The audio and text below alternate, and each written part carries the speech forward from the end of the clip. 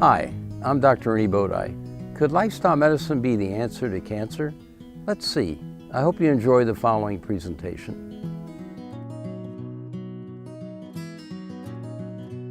What is lifestyle medicine? Unlike conventional medicine, the primary focus of lifestyle medicine is not on the treatment of chronic disease, but rather their prevention. Lifestyle can be the therapeutic intervention for the treatment and reversal of many chronic conditions.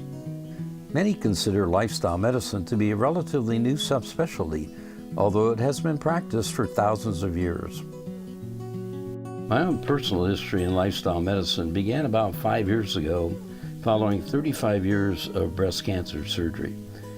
Interestingly, in 2015, there were 15 million cancer survivors.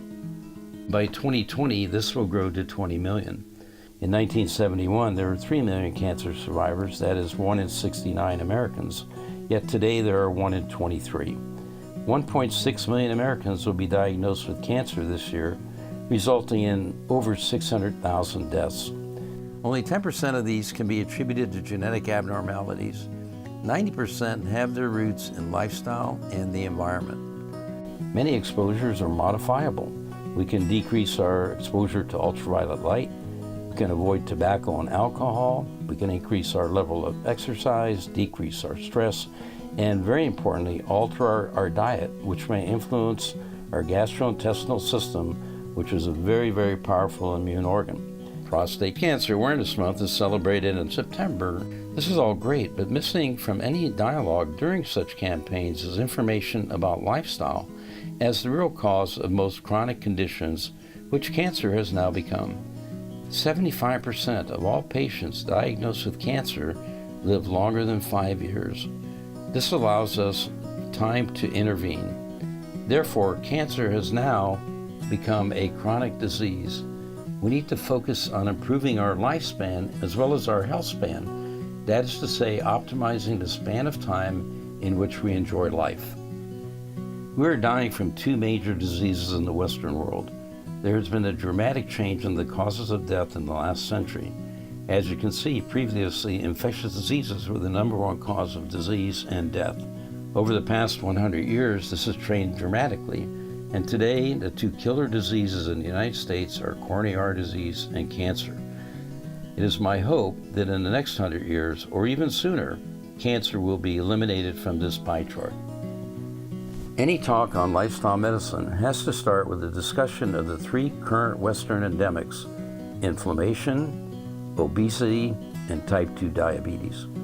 Combined, these endemics are killing us. That's the bad news. The good news is that we can now impact these 3 invaders of our health through lifestyle changes. These conditions are all intimately connected and result in the high incidence of malignancies in the United States. Acute inflammation is a normal reaction of the body to any intrusion or invasion. In fact, it is a necessary reaction for survival. So acute inflammation is good, but if it gets out of control and becomes chronic, we have a very, very big problem. The Western world is living in a state of chronic inflammation. Inflammation has been associated with nearly every disease.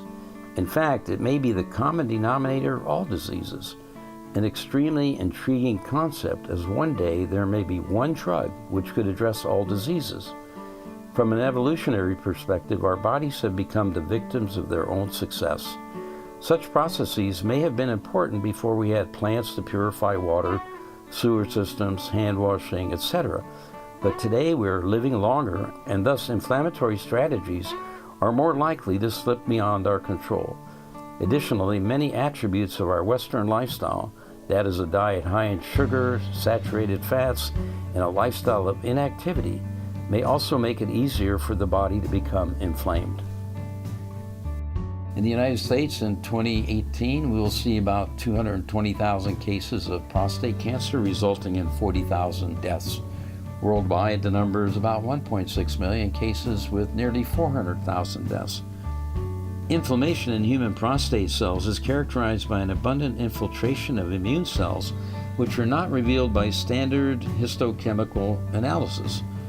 These representative hematoxin and insulin stains are shown in the upper panels, yet the lower panels show assessment following immunodetection of so-called CD45 plus leukocytes, which are brown stained, and thus the extent of the immune cell infiltration is revealed. The rapidly induced aggregation of human peripheral blood cells to attack a source of inflammation is now a well-recognized signature of malignancy. Men diagnosed with prostate cancer are often advised to make intensive lifestyle changes, although the importance of these changes remains to be further documented. Ornish and colleagues evaluated lifestyle changes on PSA levels, that is prostate-specific antigen, in a small group of patients who were low risk of developing advanced disease. Interventions consisted of a vegan diet, soy protein supplementation, vitamin E, C, selenium, and walking 30 minutes a day, 6 days a week, as well as enrollment in support groups and stress management, such as yoga, stretching, meditation, imagery, for 1 hour a day.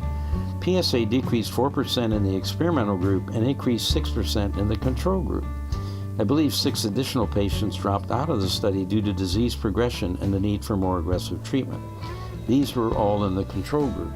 Interestingly, when serum was taken from the control group versus the experimental group and applied to a culture of prostate cancer cells which were growing, there was an 8-fold increased reduction in the experimental group, showing that, in fact, there may be something related to lifestyle which affects the serum and inhibits prostate cancer cell growth.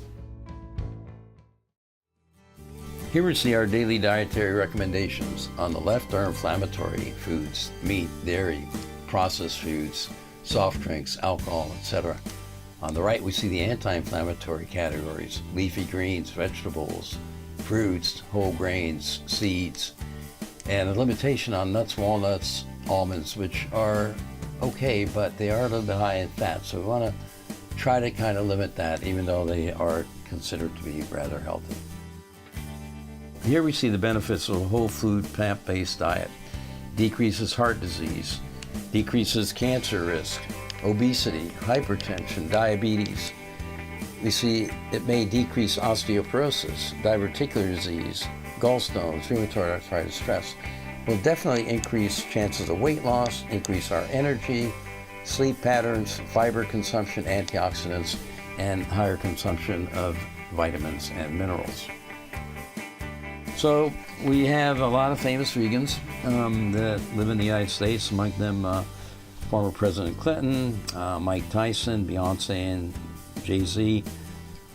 We see Megan Duhamel, who won the 2018 Gold Olympic medal. World's Strongest Man, Brian Shaw, lifted somewhere near 975 pounds in 2013. Justify, the 2018 Triple Crown winner, doesn't look exactly emaciated on a vegan diet. In fact, he looks quite healthy. Thanks for joining me. I hope you found some of the information helpful, and I hope you use it to stay healthy in your everyday lives.